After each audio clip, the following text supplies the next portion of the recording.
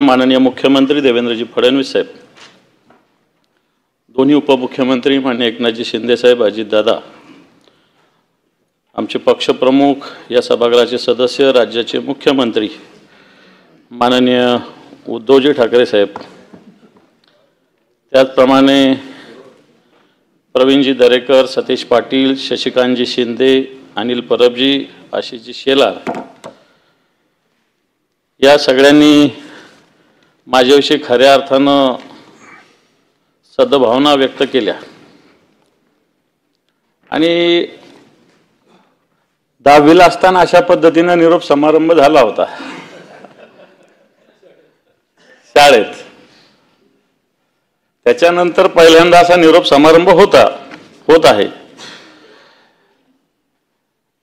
परंतु 10वीला असं झालं की निरोप समारंभ झाल्यावर पुन्हा त्याच कॉलेजला जावं लागलं आणि त्याच्यामुळं मला असं वाटतं याची चिंता करायची गरज नाही. जसे देवेंद्रजी म्हटले होते मी पुन्हा येईन, तर मी सुद्धा पुन्हा येईल, त्याची चिंता करण्याची गरज नाही आहे. ते विचारू नका.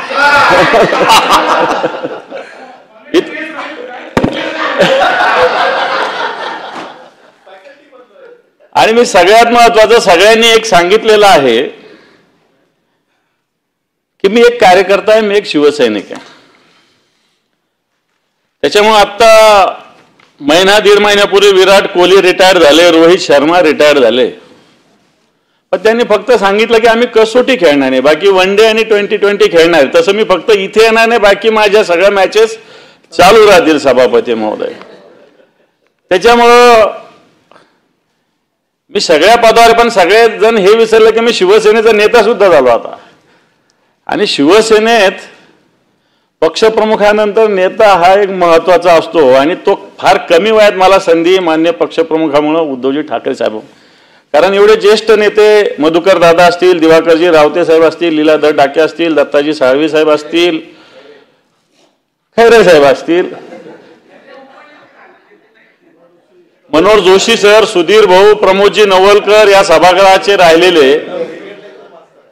आणि या पंक्तीत मला असं वाटतं ते एवढे ज्येष्ठ असताना झाले. आम्ही तर त्या मानाने फार कमी कालावधीत या जबाबदारीवर पोहोचलेलो आहे सभापती महोदय. आणि त्याच्यामुळे सभापती महोदय मी मागच्या 30 वर्षापासून शिवसेनेचं काम करतो, 30 वर्ष झालेले आहे. आणि निश्चित इथं चंद्रकांत दादा बसलेले, गिरीश महाजन बसलेले. दादा विद्यार्थी परिषदेचे राष्ट्रीय सरचिटणीस होते आणि त्या काळात दादा राष्ट्रीय सरचिटणीस असताना काश्मीरचं आंदोलन चालू होतं सभापती महोदय. आणि दादांकडे त्याच एक वेगळी जबाबदारी होती. दादा एक साधं ट्राउझर शर्ट असं ढिला एकदम, गळ्यात शबनम पिशवी असं फिरत होते. आणि त्या काळामध्ये देशामध्ये एक वेगळ्या प्रकारचं वातावरण असताना आमच्यासारखे काही पोरच शब्द वापरता येईल असे त्यांनी पकडलेले होते सगळे, बरोबर दादा.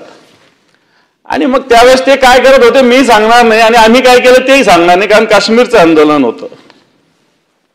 परंतु मला एक अभिमान आहे की जेव्हा तिरंगा फडकवायला जेव्हा श्रीनगरला मुरली मनोहर जोशी गेले होते त्याच्यामध्ये मी सुद्धा होतो सभापती महोदय. परंतु मूळ सगळ्यांनी सांगितलं मी भाजपचे एवढे वर्ष काम केलं, परंतु मूळ आता जर मी 30 वर्ष शिवसेनेचं काम केलं आणि 15 भाजपचं केलं तर 45 इथंच झाले. माझं वय 55 होतंय.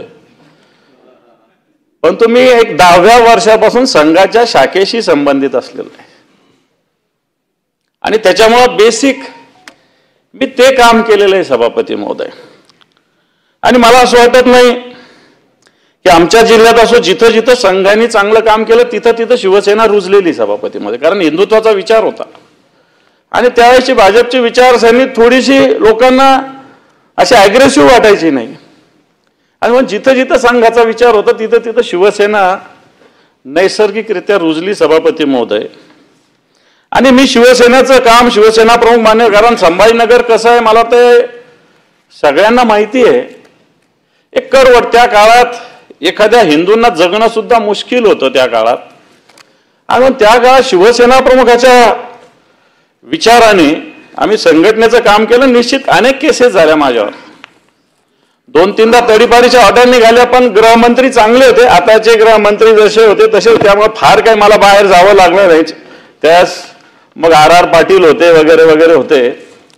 परंतु त्यावेळेस असा काही विचार नव्हता करत की हा दुसऱ्या पक्षाचा आहे, शिवसेनेचा, आणि याला तडीपार केलं पाहिजे. असं काही त्यावेळेस RR पाटील होते. मला आठवतं की आमच्या तडीपारी त्यांनी सहज थांबवल्या होत्या. एकदा जळगावच्या शिबिरात मी होतो, गिरीश महाजन मी एका सतरंजीवर झोपलेलो आहे. तो युवा मोर्चाचं आम्ही काम करत होतो बरं का देवेंद्रजी.